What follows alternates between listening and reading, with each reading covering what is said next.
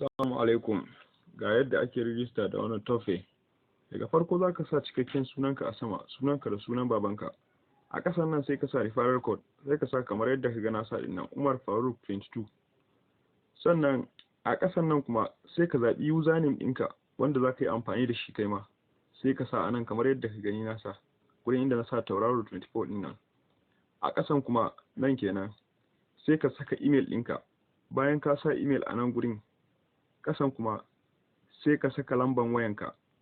Bayan ka sa lamban wayanka a nan kuma sai ka sa password ɗinka, sai ka zaɓi password ka sa wanda ka sa a nan gurin shi za ka sa a ƙasan shi.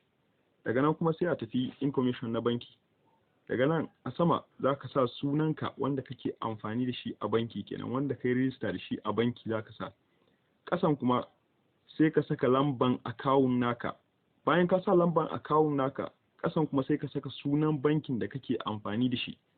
Bayan ka gama cike wannan, sai ka zo ƙasan nan ga wannan 'yar akwati, sai ka taɓa. Bayan ka taɓa, sai ka taɓa rijista kawai.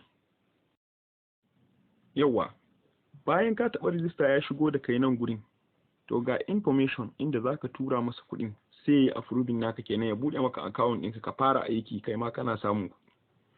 Yadda kuwa za ka yi shine, ga lamban account a nan gurin, lamban account ɗin za ka kwafe tare da sunan mai account ɗin da kuma sunan bankin, sai ka je ka masa transfer. In ka masa transfer, to sai ka zo ka ɗauki wannan lamba na WhatsApp ɗin, sai ka tura masa proof ɗin cewa gashi nan ka biya.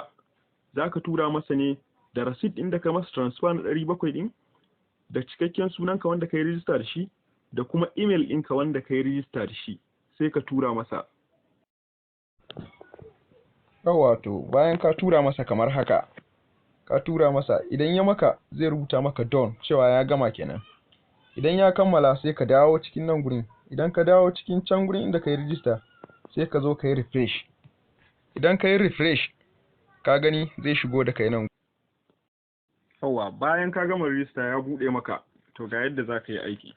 Idan ka zo sai ka taɓa nan, nan saman nan, in ka taɓa zai nuna maka nan.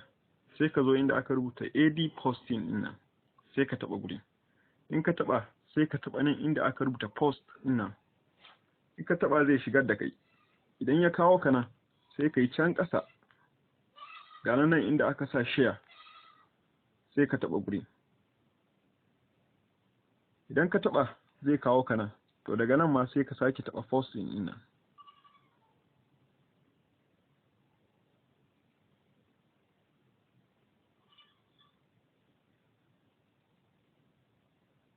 To kaga yanzu shikenan ka gama wannan aikin kuma, sai kuma bayan awa ɗaya, 1 hour haka za ku yi.